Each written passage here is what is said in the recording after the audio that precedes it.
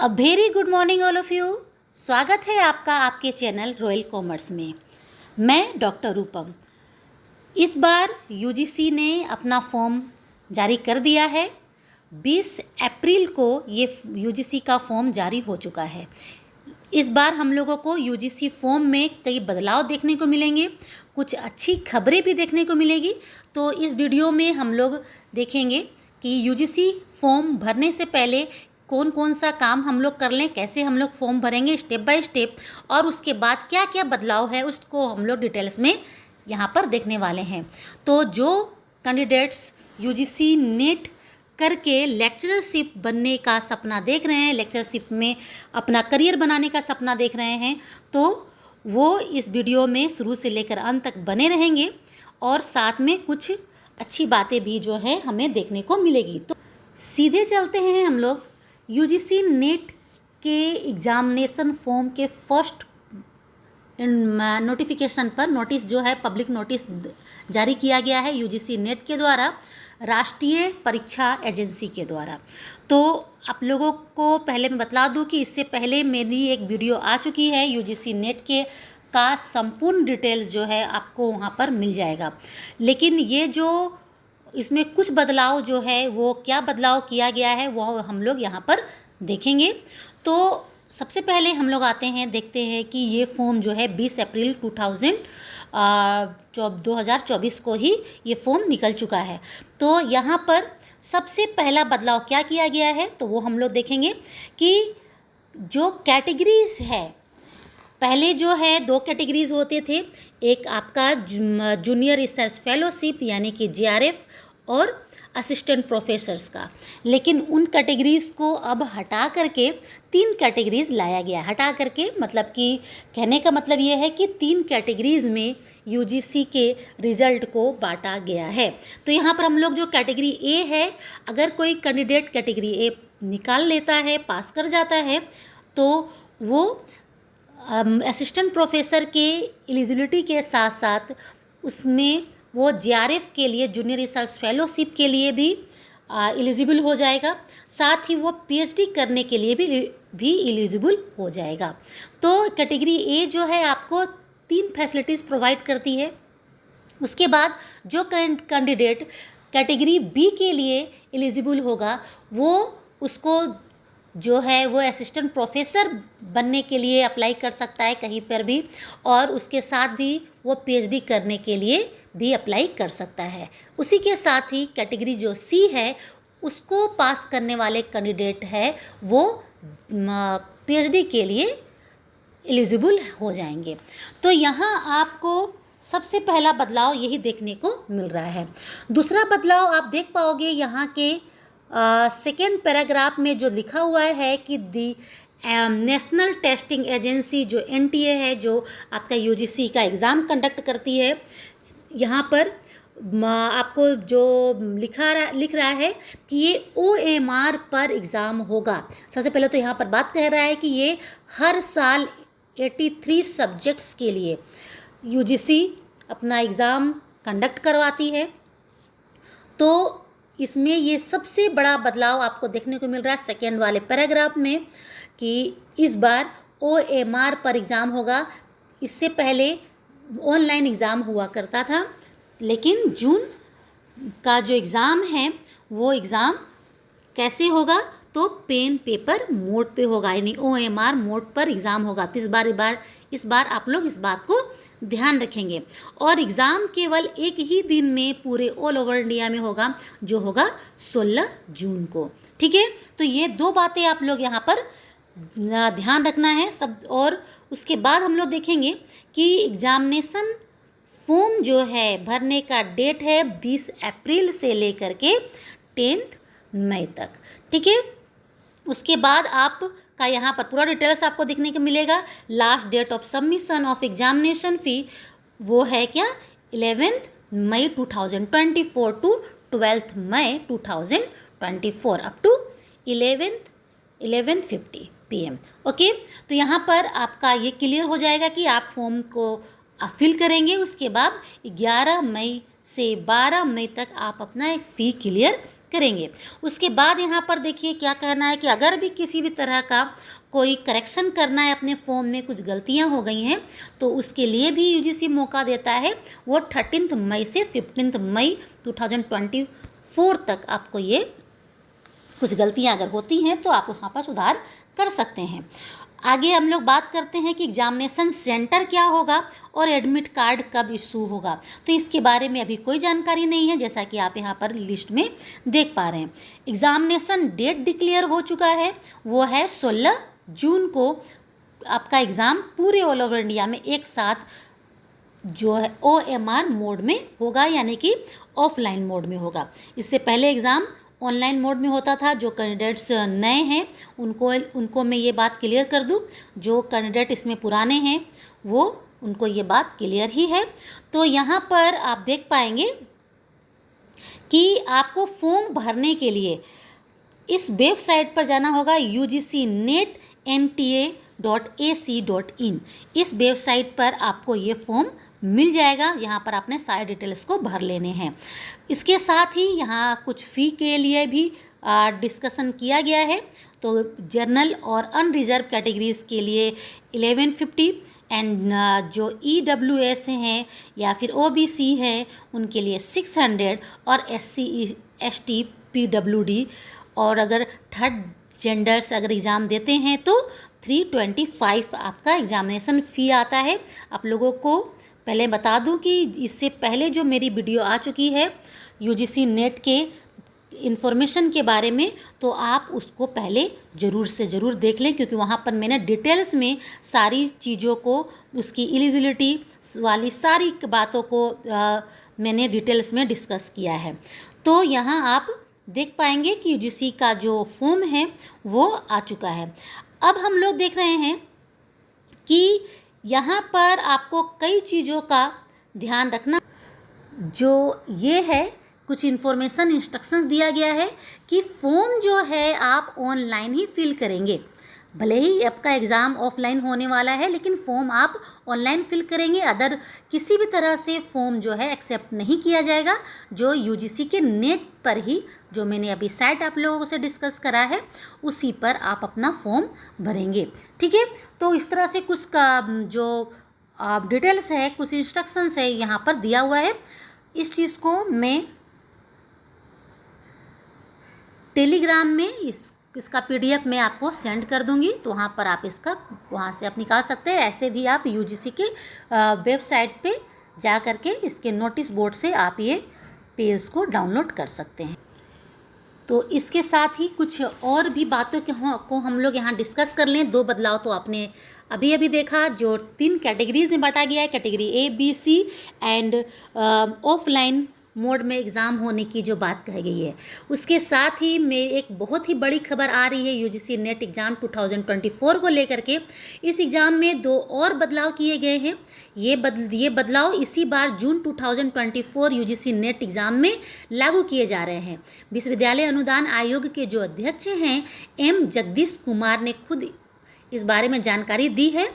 आप यहाँ पर देख पाओगे कि पहले तो उन्होंने बतलाया है क्या कि 20 अप्रैल को जो फॉर्म है वो आ चुका है, एप्लीकेशन फॉर्म यूजीसी नेट का। उसके बाद आप यूजीसी नेट जून 2024 में आप 2 बड़े बदलाव आपको देखने को मिलेंगे। तो उस बदलाव के बारे में डिस्कस करने से पहले हम लोग यहाँ पर डिस्कस कर लें कि आपको फॉर्म भरने के लिए क्या क्या चीज़ों पर ध्यान देना पड़ेगा।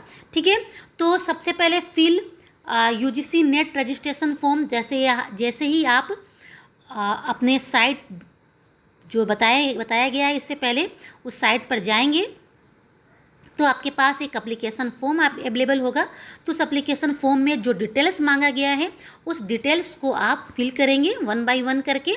उसके बाद यहाँ पर ध्यान देना है कि इस डिटेल्स को भरने के लिए क्या करना है कि ugcnet.nta.nic.in इसमें ऑनलाइन अप्लाई करना है और फॉर्म को भर लेना है। रजिस्ट्रेशन प्रोसेस पूरा होने के बाद ये जो है दूसरा मतलब कि जो है स्टेप्स, और वो स्टेप्स ये है कि आप वन बाय वन करके सारे डिटेल्स को आप देख पाएंगे। Feel UGC net application form 2024 सारे डिटेल्स को आप भर लेंगे प्रॉपरली। जो इंस्ट्रक्शंस दिए गए हैं उन सभी इंस्ट्रक्शंस को फॉलो करते हुए, ठीक है। आगे थर्ड स्टेप में, ये जो आपका थर्ड स्टेप है, यहाँ पर सबसे पहले आपको कर लेना है क्या है थर्ड स्टेप में, आप अपना फ़ोटो, ठीक है, और अपना सिग्नेचर वो अपने लैपटॉप से अपने या फिर अपने पीसी में सबसे पहले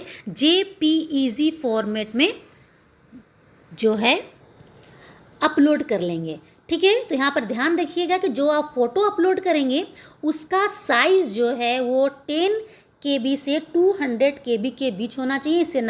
इससे बड़ा नहीं होना चाहिए, ठीक है। और इससे क्योंकि वहाँ पर फिर वो फॉर्म में नहीं आ पाएगा। और उसी के साथ ही आपका जो सिग्नेचर है 4 KB से 30 KB के बीच में होना चाहिए। तो इस बात को आप लोग स्ट्रिक्टली फॉलो करेंगे कि आपका जो फ़ोटो का साइज़ और सिग्नेचर का साइज़ जो आप अपने लैपटॉप में अपलोड कर रहे हैं तो उसका साइज़ ये इससे ज़्यादा नहीं होना चाहिए। आगे बढ़ फोर्थ जो स्टेप है वहाँ पर हम लोग क्या देखेंगे कि जो इसका एग्जामिनेशन फ़ी है, एप्लीकेशन फ़ी है, उस फ़ी को हम लोग भर लेंगे। तो अलग अलग कैटेगरीज़ के लिए अलग अलग फ़ी डिक्लेयर्ड है, तो इसके अनुसार आप लोग अपना फ़ी को भर सकते हैं। और एट द लास्ट आपको क्या कर लेना है कि सारे फॉर्म को भरने के बाद आपने जैसे ही अपना फ़ी वहाँ पर सबमिट कर दिया, आप अपना कंफर्मेशन पेज जो है वो देख लेंगे। कंफर्मेशन पेज जब आपका पूरा फिल हो जाता है आपका एप्लीकेशन, तो उसके साथ ही आपका सारा डिटेल्स आ जाता है। वहाँ पर पता चल पाता है कि आपने कुछ गलतियाँ अगर की हैं तो उसमें बदलाव आप करेंगे जो दिए गए डेट है उस डेट पर। तो यहाँ पर आप लोगों को मैंने स्क्रीन पर वो यूजीसी का वेबसाइट यहाँ दिया हुआ है, उसके वहाँ पर जा कर के आप डिटेल्स में अपना फॉर्म को भर सकते हैं।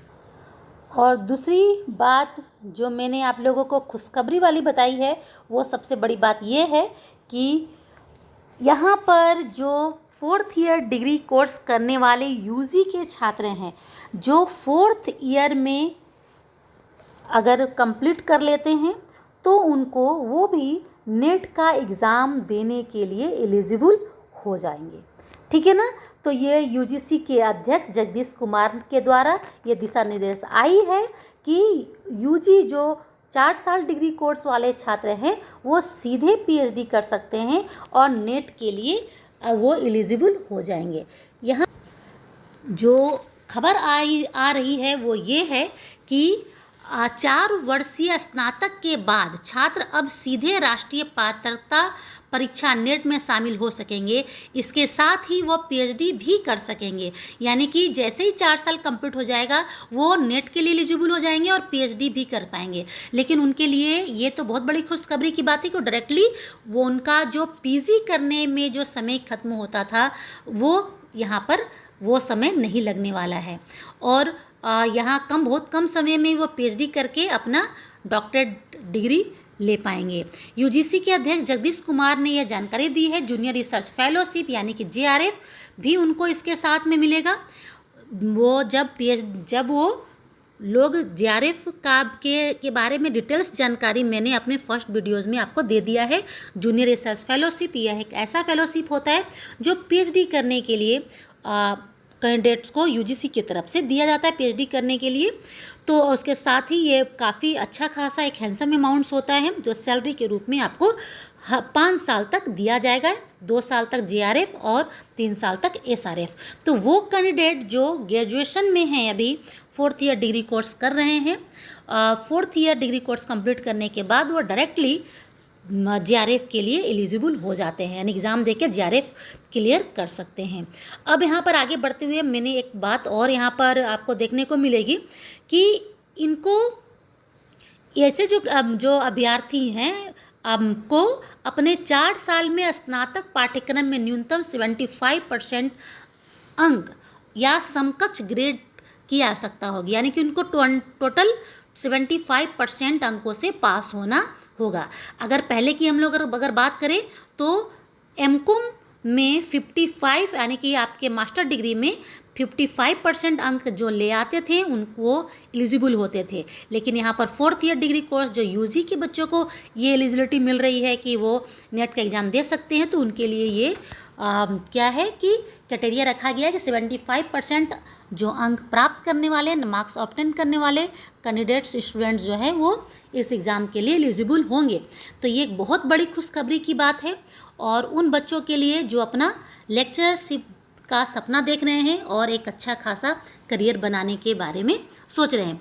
आगे हम लोग बढ़ते हुए देखेंगे कि यूजीसी अध्यक्ष ने बताया कि उम्मीदवार जिस भी दूसरा ये आपका सबसे बड़ा खुशखबरी है कि उम्मीदवार जिस भी विषय में पीएचडी करना चाहते हैं वो आराम से कर सकते हैं। यानी कि ये ज़रूरी नहीं है कि अगर वो कॉमर्स के स्टूडेंट्स हैं तो उनको पीएचडी कॉमर्स में ही करना है, वो अदर किसी भी सब्जेक्ट में वो पीएचडी कर सकते हैं।